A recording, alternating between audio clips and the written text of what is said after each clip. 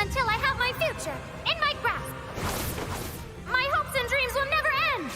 Generation Strive!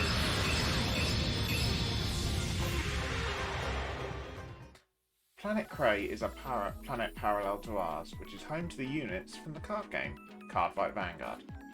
This specific area is located within the Dark Zone, specifically for the Pale Moon units. This is the area where you can often see them practicing their performances ready for their shows to the other clans. What's up YouTube, Mallow Master. We are here today for a special reason, and that is to channel our energy into creating a new future for these Pale Moon units. One for the offensive side and one for the defensive side. Now, due to the current nature of Pale Moon in the format, we are an aggressive deck and want to get to grade 3 as fast as possible, so we normally don't worry about the grade 2 gaming side. So we're normally on grade 3 before our opponent.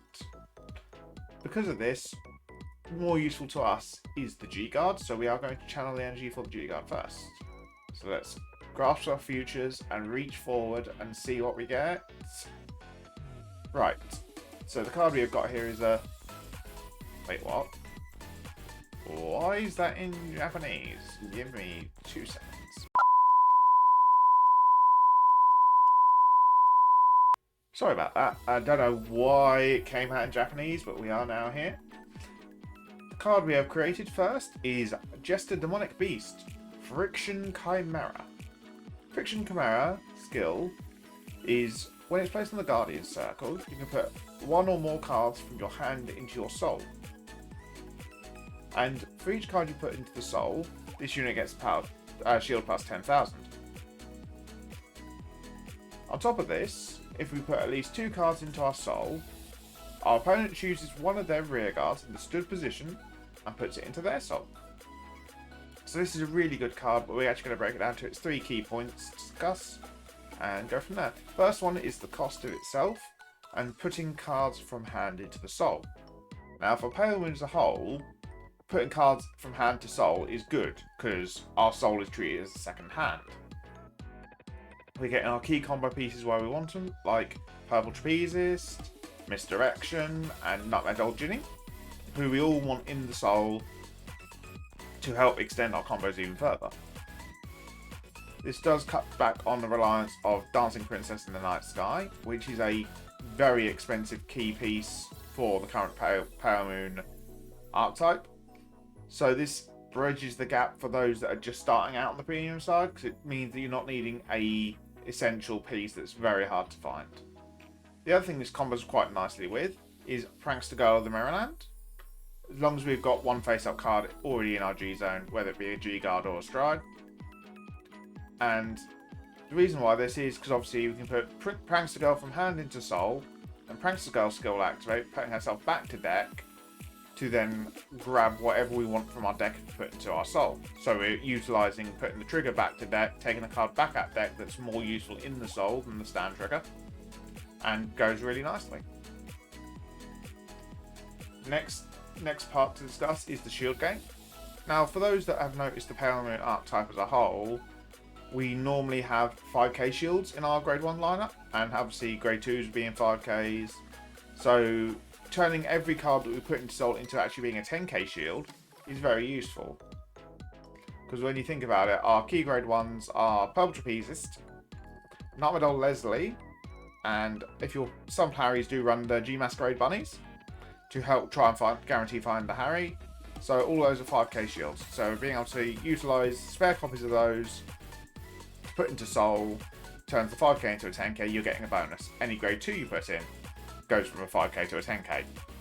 The better bonus is when you put the likes of Silverthorn Beast Tamer Dorian, Nightmare Doll Alice, and even Starry Pot Dragon into the soul, because they're going from 0 power shields to 10,000 power shields, so you're literally turning dead grade 3s and 4s in hand into shield power, which is really strong. Last part of the effect, which is my personal favourite part, is the disruption you get from putting your opponent's stood rearguard into the soul. Now, yes, whilst they get to control which unit gets picked, we can as Pale Moon players control what their current options are by timing when to use the G-Guard. So you could time it, for example, when you're against a Genesis player, they're swinging with one of their columns, and then on the other side is an Yggdrasil Norm column. You can then play down the G-Guard and force them to give up the Yggdrasil Norm restanding combo and put one onto the soul. Another use is against Great Nature. Yeah, swinging in with a Crayon Tiger, standing up the Talented Rhino. It's the last rear guard they've now got standing. You can guard the Crayon Tiger with this, put 2 to soul, and then put the Talented Rhino into their soul, so you've dodged that attack completely. All in all, this G-Guard is a really nice toolbox, and it's got so much endless possibilities for the Pale Moon deck. But that is enough talk about the G-Guard. Let us will into existence the Stride now, and hopefully this time it won't come out in Japanese first. So grasp your future and reach forward, and we get the beautiful card you can see here next to me. This is Torachant Megatrick Leontina. Now Leontina's got the skill of, also when she attacks the Vanguard, you can counterblast one and discard a card from your hand. If you do, you then put all your rear guards into your soul, and then for every card you put into your soul, you then get to call 2 cards out of the soul. And if you call 4 or more different grade units from those calls, you then get until the end of the turn a 2-card battle door effect of your opponent must guard 2 cards from hand to the Guardian Circle if they wish to guard. So yet again, we're going to break it down to the multiple points. First one up is the cost itself. Yes, it's a counterblast one and a discard one. But for that as a whole, it's not too bad in the terms of the Harry deck, because obviously you've got Darkside Mirror Master Magiadol and Magiadol Flying Periton, who both, like with V Harry, refund his counterblast one, discard a card. They also do the same here of refunding the counterblast one, discard one. Moving on to the second point, which is the calling the rear guards into soul, out of soul. Now, with Harry, this isn't so prominent for the fact of obviously the most you're going to have rear guard circle-wise is 6 rear guards, because 5 in your Sage. But the likes of Nightmare Dolls and Silverthorns, who both spam Axel markers, do generate a lot more attacks. Main Axel spam coming from Silverthorns themselves, because you are a combination of Venus and reverse. Turn you ride Venus, then go into reverse, and then the end of turn Venus' skill. That's 3 markers. If you re-ride another Venus, that's 4 markers you've gained, along with your 2 front row rear guard circles, 6 attacks, Vanguard swings, reset those 6 attacks, and then you've got the Vanguard swing and those 6 attacks all having battle door effects, because it is very easy for them to manipulate having 0, 1, 2, 3 on the board. They can even use the grade 4 Megalorude Dragon in place of any of the other grades on top of that. You do also have to think that, yes, it's mass attacks, but it's more than that, because you have got the scaling rear guards of Upright Lion, who gains 3k from every card called from Soul. So obviously you call him, you've got 5, 6, 7, 8 other rear guards being called. He's gaining 24k, so put him to a 33k attacker. Put him on an Axel circle, he's a 38k attacker on his own. Then you've still got the 10k power boosts of Rising Dragon, Lillian, and Base Lukier. And that's without counting the OG Arno Marasika for multi-attack combos. You've got Zelma to be our purple trapezes for the deck. You've got so much you can utilise within Pale Moon for Silverthorns.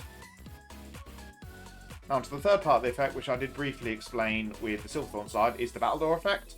Which, yes, while Silverthorns can get the mass attacks, it can be abused better in the likes of Nightmare Dolls and Harry, and that's due to the combos of Leslie and Alice. Now, obviously, everyone knows the Alice, Ginny, Leslie combo from Silverthorns and how Harry used to be before that. Well, it's still a thing in Harry, but Harry's not as prominent as he used to be. But you literally, Alice attacked, Counterblast 1, Soul Blast 1, went in Soul, called out Ginny, Ginny skill, into Soul, Alice out again, Leslie stands. So this, under the Battle Door effect, gives you 2, for every Counterblast and Soul Blast you pay, you're forcing 4 cards out your opponent's hand. Obviously 6, 8, 10 if you're using multiple Alices, not Alices, Leslies. But you can also substitute this with Pearl Trapezist in the Harry versions if you don't have Ginny at hand at the time. But you can still perform the loops. It is very strong. It's going to force a lot of cards out of your opponent's hand. But you do have to be wary. This whole skill isn't Magia. Because of this, it does not work alongside Dark Lord Princess. So it is going to be either a solo stride of its own or your finisher. If you're using it as an early game solo stride, you might want to look at the likes of Silverthorn Beast Tamer Dorian, who will then tuck all your rear guards back into Soul again for you and draw your extra cards. Which is really good combo, keeps your units where you want them, nice and safe out of the way. Overall, these cards are very good for Pale Moon as a whole, and there is so much exploring to be done with the future of these cards, and there is so much possibilities yet to come. But that is going to be it for this video. If you haven't done so already, please do like, comment, subscribe. It very much helps the channel, and I'll catch you guys in the next video. Bye bye.